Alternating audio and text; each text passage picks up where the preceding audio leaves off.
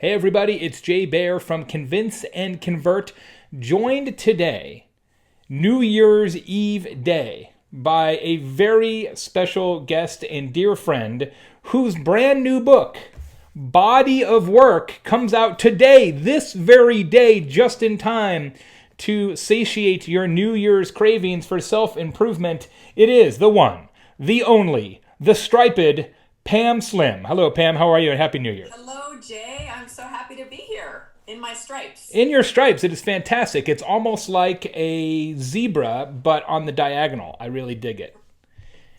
So, thank you for sending me an advance copy of your new book, Body of Work. And as you know, and I know, we all know, we get sent a lot of books because you're a very successful author and I am a modestly successful author. And this is one of the finest books I have ever read. I'm just going to say that at the beginning of the show. I absolutely adore it. I have a 15-year-old daughter, and I finished reading this book, and I walked off the plane and handed it to her and said, "You need to read this before the end of the year." It is, I think it will be the new Who Moved My Cheese for the next generation. I think it's going to be an instant classic, and it is an absolute blockbuster. Congratulations on what I think is just outstanding work. Go get Body of Work. It doesn't matter where you are in your career, if you have it rolling, if you really got it all figured out, or if you're still struggling to figure it out. There are things in this book that can help you improve your career and be a better person, and I wouldn't expect anything less from you, but it is really fantastic. Congratulations. Thank you so much. It means so much to hear that from you, Jay. And I'm really excited about it. One of the main reasons that I wrote the book is I feel like we have had so much uncertainty and people are very concerned about what's happening in our economy and our careers. And I see a lot of optimism because I probably work with creative people all the time and working in new ways. And I really wanted to provide a framework that would be fitting for the 21st century instead of looking back and Yeah. saying, oh, I wish it was the way that it used to be, which only is going to cause consternation. How can we say, how is the world, which by the way is inherently unstable, and maybe develop skills for the new world of work? So I'm so glad you liked it. Well, and you say it right at the very outset of the book, and I think this is a key theme, is that nobody is looking out for your career anymore.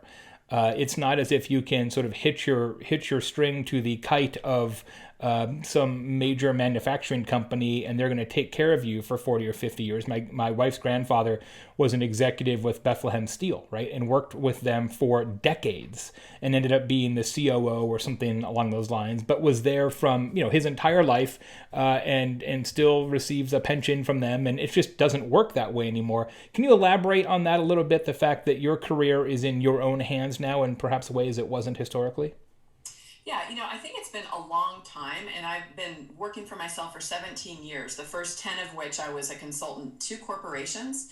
So, and before that, I was inside a large company that was seeing a lot of change. And anybody who's been in the world of work the last couple of decades, we've seen trends for a long time, really from the 80s, going through the 90s of rounds of layoffs. What I felt like happened in especially 2007 and 2008 when we had the major economic crash, it felt to me like all of a sudden as a collective global workforce, everybody said, oh my God, nothing is sacred. No institution, including gigantic banks, is protected from instability within the marketplace. So what happens, I think, if we try to follow what was actually very good advice from our parents and grandparents. I really want to stress this, that a lot of times when you get advice about careers from family members, it's because they're trying to tell you what they believe is going to keep you happy and healthy Yeah. and protect your Yeah. family. But that is based on the assumption that there is more long-term stability in companies, that there's not a total short-term focus on profits, quarterly profits, which we know happen in companies. And then, you used to be here in the Phoenix area when we had the crash in 2007, 2008. My husband has a construction company. Oh my gosh, we went from living large to having everything totally decimated. And so as a small business owner, things can change in an instant. So my positive perspective on that is, as long as we're not expecting that things are going to be stable, then we can be agile. Then we can look ahead and have many different ways that we're prepared in case our plans change. One of the things that goes into that, and you walk people through this very effectively in the book is that you're not just about one thing. Your skills and your career is actually a collection of other things that you know, sort of a basket of abilities. And many people, I think, try and pigeonhole themselves as I'm an accountant, or I'm a home builder, I'm an author, but you're actually a bunch of other things. Can you talk about sort of how you came upon that realization and what people can do with that knowledge? Yeah, I think a central premise of the book, given the title, is that the purpose of our life is to create a body of work that we're very proud of. So that can be tangible things like books and software code and building organizations, things like that. But it can also be intangible things like building love and trust and an amazing experience in life within your family. And because we probably will be doing many different things throughout the course of our career, either by choice or not, right? Yeah. Even people who want to stay in one track may not be able to. That when we focus on really what it is that we want to create, first of all, I think it becomes more fun and engaging because you realize you have a lot more control over the quality of your life, the kinds of projects that you engage in. But it also means that you can choose to use, I call them your ingredients. So we often look at ourselves, our skills, our strengths. I'm a huge fan of analyzing myself in any way possible. Myers-Briggs, DISC, StrengthsFinder. We can get insight into the way that we're wired. But sometimes the things that we forget are also our life experiences, things that I call our scars, really difficult traumatic experiences that, despite how hard they are to go through, end up shaping us in very deep ways as individuals. And so all of these kinds of ingredients that we have can be leveraged at different times in different ways. And sometimes what we try to do, I say we're ingredients searching for a recipe. Yeah. So Yeah. what we do in a traditional career track is to say, my main focus is to be an engineer or to be a doctor or to be a writer. And sometimes it's possible to be lining all your ingredients up that way. But very often what can actually be more interesting is to say, for this next period of my life, and for some people it's the next 2 years, for some it's the next 10, what particular ingredients do I want to use? Do I have unique strengths? If I'm a business owner, what are some things that I could really bring out about my experience that might be interesting, that would make me a different kind of professional than the next person who's my competitor? I've trained martial arts for many, many years, and that's one of the fun ingredients that I often like to bring. I'm not saying that to make you scared, but honestly, Jay, Oh, you could kick my ass, Pam. There's no question about it. I don't think there's any debate. Exactly, but it's one of the fun ingredients that I can use in telling stories, in having analogies, in maybe relating to people who may look at me as this 47-year-old, suburban mom from Mesa, who might be like, wait a minute, you also do mixed martial arts, you have a black belt, like, wait a minute. It can be a way for me to connect with different people in a way that maybe another business coach might not be able to. Yeah. So when we begin to think, a really important thing for those folks who are looking ahead to 2014 is, instead of just thinking about your work mode, this is the year I'm going to go work for myself. That's awesome. I mean, we have to make choices about work modes. Do I want to get a promotion, a lateral move, start a business, start a nonprofit? But the central piece of that is, what do I actually want to create? What is that thing that I'm creating? Is it the next book? Yep. Is it some kind of community initiative? And that is really what then you organize your ingredients around, because, that's the thing that we often find is the really interesting thing. One of the things I see young professionals in particular struggle with is that they don't believe that an ingredient has enough legitimacy to really be a tentpole for what they do.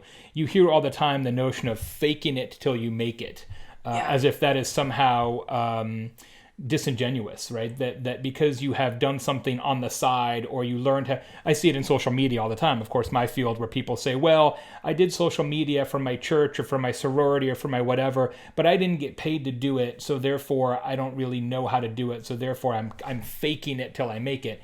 What do you think about that? It feels like people don't give themselves credit for what you talk about in the book, their side hustle, or about something else that they have been involved in that means a lot to them, but it's just not on their business card. Exactly. I mean, I'm a living testament to that, because for 10 years I was the volunteer executive director of a nonprofit martial arts organization. Actually, when I was doing it, I never considered that to be real work. And I did it for 10 years. I raised hundreds of thousands of dollars. I started a youth program that grew to 250 youth. I produced performances. It wasn't until I started to work for myself that I went, wait a minute, I actually do have some entrepreneurial skills because of what I've done in my volunteer experience. So what we want to look at is the process of skill development and mastery. I'll throw down a martial art metaphor for you right here, right? Imagine that you're walking into a martial arts school for the first time. You're not going to walk in the door, probably, if you've never done that art before, and think that immediately you're going to get a black belt. You know, you have to get your uniform, you have to go in, you're going to die and sweat because you're out of shape. You slowly work your way from belt to belt. There's not a judgment of the fact that you're a white belt. There's a celebration that you've done what is required physically and emotionally and intellectually in order to learn what you need to do to move to the next step. So what you always want to be focused on is, what are the skills that I am learning, whether or not you're paid for it, when you're using a volunteer experience or a side hustle experience as a way to be a bridge toward that thing you want to do. It's an excellent thing to do. And that just means that you need to define what are the requisite skills. If somebody has worked for a church and done their social media management, and you've totally engaged the church members and you get more people coming in on Sunday and your membership is growing, those are very specific, tangible results. And that is a real skill. One of the things that you talked about in the book that I loved was the loathing scale. The notion of sort of, how much do I hate this job, and do I hate this job enough to do something about it? I have actually executed the loathing scale myself. That's how I got involved in the internet 20 years ago. I was working as a spokesman for the Arizona Department of Juvenile Corrections, the juvenile prison system there in the great state of Arizona. My job was to give tours of the juvenile prison facilities, which is not even as awesome as I just made it sound. And I was ready to do, I mean, the loathing scale, I was like, I will do any job other than this job, almost any job. And fortunately, I had beers with some friends that same period, and they had started the very first internet company in Arizona. And I said, I will do anything other than this.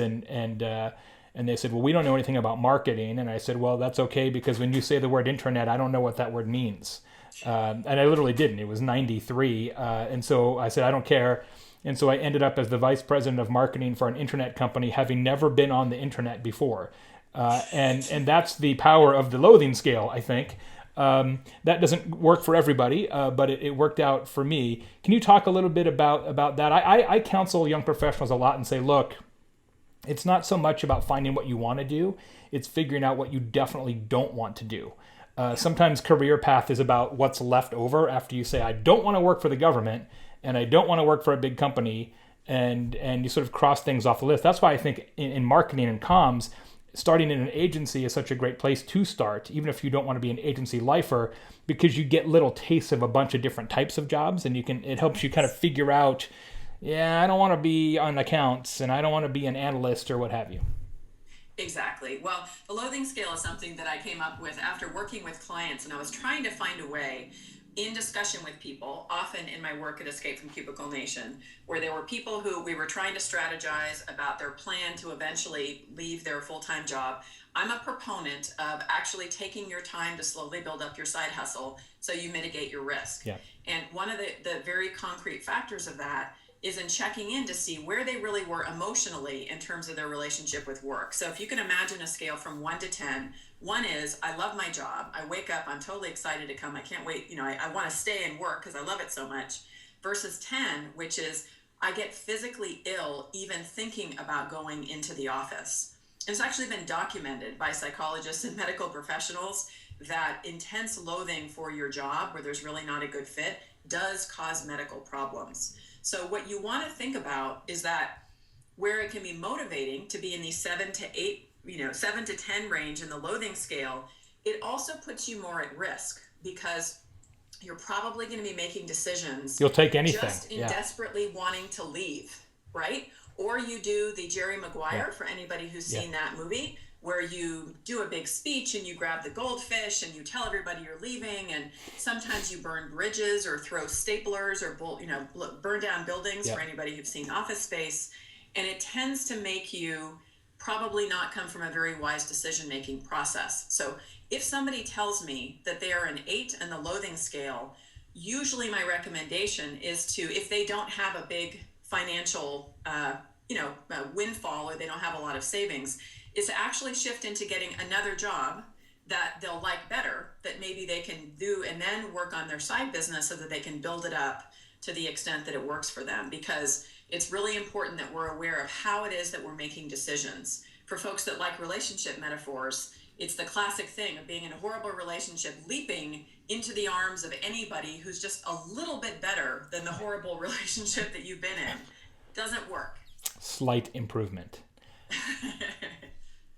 You talk a lot, and it's not a huge section of the book, but I thought it was very, very appropriate, especially for today's business and marketing climate, about the 20x rule, about the not making decisions based on, one or two anecdotes. I see that every day in my business where clients, even very, very smart enterprise corporate marketers, say, well, we tried that once.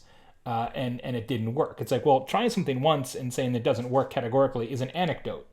That's not math. That's not testing. Can you talk about the 20x rule and how to apply that to your life and to careers?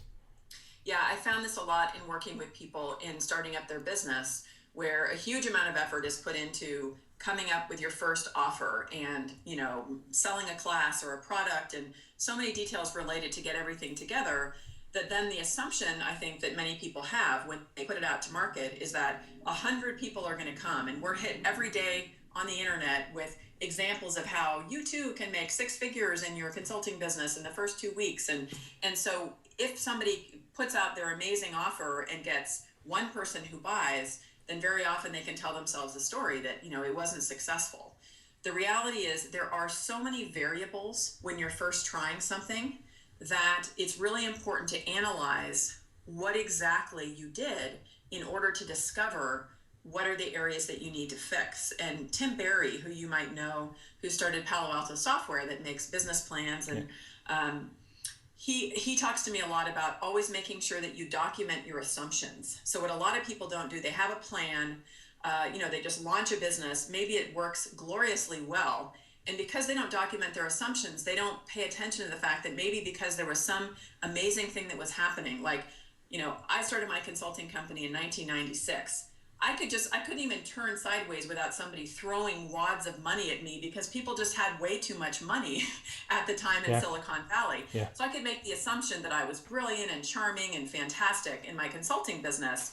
When we went through the dip is where you really saw people who were able to actually, make something of it.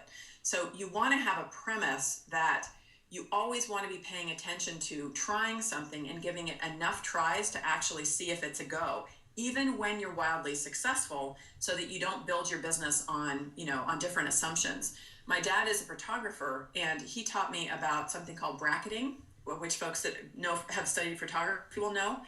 When a photographer takes that amazing shot that you see them post, I used to think it's because when you're a great photographer, you point your camera and you take a picture and it's an amazing shot. My dad taught me that in bracketing, you take about 80 or 100 shots, looking at these slight variations and when's the light right and everything just perfect in order to get that great shot. So a great photographer, a great writer, writes drafts and drafts and drafts and has an editor that tears everything apart in order to make it great. So when you assume that from the beginning, then it's going to mean you're really mastering your craft. And then this is a really important kind of a life coaching tip. When you do launch something and it doesn't perform as you thought it would, instead of saying, oh my God, why did I try that? I'm such a failure. Say, I am so glad that I put it out here. Something clearly is wrong. Let me investigate what it is so I can fix it and do it again. Absolutely. The book also really has a terrific section about how to really define success personally, right? That there isn't just one measure of success. And obviously that concept has been talked about before, but I think you put it out there in a very, very compelling way, and making the point that people really have to understand what their own scoreboard is, right? And to not necessarily move those goalposts. So I ask you, Pam Slim, how do you measure success? How do you personally know whether the things that you're doing are working and that you're on the right track? Yeah, I have the simplest formula ever, but actually has some complexity behind it. And my basic definition of success is enjoying my life while I am living it. That's a very important value to me. So what that means is that I am doing work that is in alignment with my values. And I'll tell you, immediately, as soon as I'm working on a project that I don't like, or if I have a partner where we're not resonating in terms of values, or if I never see my kids and I'm constantly working and not at home, I'm not going to be feeling good about what I'm doing. So it's this constant barometer that I have where I know that what drives me is creating things that I'm really excited about and feeling good about the kinds of people I'm working with. A lot of the kind of definition that you do when you really begin to understand yourself and understand what drives you and what's important. So I remember when my first book came out, and I had my daughter was really tiny. She was maybe just about a year old, and it was right when the economy crashed. So it was, it came out in 2009, but we were just, had experienced all this. So I was really bringing in the income for the family. I had a tiny baby at home. I was, doing whatever I could to keep things going. And I made certain choices to not drive myself crazy and say not sleep at all, just so that I could put everything into my book launch, right? I didn't, travel all around the country and be gone all the time, in relation to my daughter.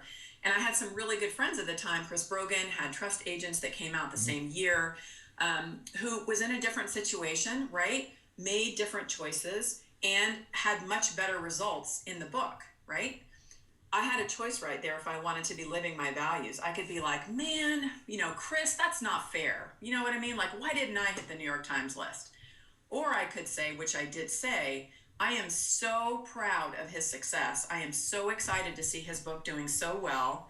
And I am so proud that I didn't compromise and that I spent the time home with my family and I did what needed to be done, knowing that I was going to be supporting my book launch in the long term a different way. And I just think this is really, really important because yes, we're driven sometimes by outward metrics of success. It makes us feel good when good things happen, with our work. My book won, like Chris's did, Best Small Business Book of 2009. So it felt really good to know that the book itself got some acclaim. Yeah. But the most important thing is really how we actually feel with our success. And I've worked with people who are really, really wealthy and sometimes really, really famous. And it's amazing how few actually feel very peaceful and content within their own life. Yeah. And this spans the range of everybody. I've met some folks who don't have much material wealth whatsoever, but are so happy and engaged in their life. And, so it's not a matter of how much money you have or how much success you have. It is where you define success on metrics that are relevant for you. And then when you get those results, you don't wish for something else because you didn't work for those results. You're just moving the goalposts every time. That's what I'm guilty of every day. Always moving the goalposts. Yes. It's funny you talk about Chris. I mean, subsequently, Chris has totally remade his life, right? In the last 4 years. So it's sort of ironic that he made those choices and then said, maybe I'm going to do something a different way, and he's happier than ever. There's no question about that. Exactly. So now you've got the new book, and it's been 4 years since the first one came out. So what's the game plan here? The book is out today. The book is Body of Work. It should be your New Year's resolution to read this. Ideally, read it before tomorrow because that'll be the first of the year. So if you can get this read today, that's my advice. You might have to go to Barnes & Noble in order to make that happen. Amazon's not even that fast. Maybe a drone will drop it off in your backyard. So how do people partake of this fantastic work in addition, obviously, to reading the book? Are you hitting the circuit? Are you going to be out there? Do you got courses, websites, community? What's the body of work milieu going forward? Totally. No, I am going to be out there. And it's been fun this time around because I've had a different situation. I've had more support. I've been working with Tim Grahl. I don't know if you know Tim from Outthinq, who's a super awesome marketing partner. And really what we're doing this year for this book, first of all, is at the site at pamelaslim.com/bodyofwork is where I'm going to be sharing the actual stories. You notice, for those folks who read it, each chapter starts with a story of a real person who demonstrates what I think is a great core skill through the course of their life. So we're going to be highlighting those. I'm going to be doing a lot of work on that site as the year develops to be sharing tools, stories. The subtitle of the book is Finding the Thread That Ties Your Story Together. And I have been so excited to really look at what that means. Sometimes when you write a book, you have the entire problem solved. This is exactly what it is that you should do in order to figure everything out. I feel like some parts of it are totally figured out. Other parts of it I can't wait to go collect. amazing stories about how people are actually demonstrating their body of work. I can't wait to be hitting the stage. I am going to be traveling more, doing more speaking in the coming year. And you can always just find those speaking engagements on my website. But, I really want to get this message out to a broader group of people. And so I'm just excited about it. And I think being a business coach and somebody who's very biased toward action, what makes me really happy is where people can take action on the work. What I'll make sure that folks who are listening to your interview get also is we've created a little workbook that goes along with it. Sometimes you don't want to write in your copy of the book, and there are the exercises. So I created a PDF that has the exercises summarized. So I'll give it to you so you can share it with folks. Thank you. That's a good idea. In this blog post. Fantastic. I'll make sure my daughter calls you about every Monday afternoon, just to make sure that you've got her on the right track. She doesn't listen to me. Please do. She's a teen girl. She doesn't listen to me. I don't know anything. She'll listen to you, and she should, because you have written body of work, which I cannot recommend highly enough. It is spectacular. It is going to be a modern classic. I promise you that. Pick it up. Pam Slim, great job. Happy New Year to you. Thanks for putting this fantastic book out into the marketplace. I have got all kinds of marks and dog ears and all those kind of things. I'm going to go read it again myself. Wish you nothing but the best. Anything I can do for you as you roll it out, please let me know. I'll see you out there on the road probably. I can't wait. Thank you so much, Jay. Have a great New Year. Take care.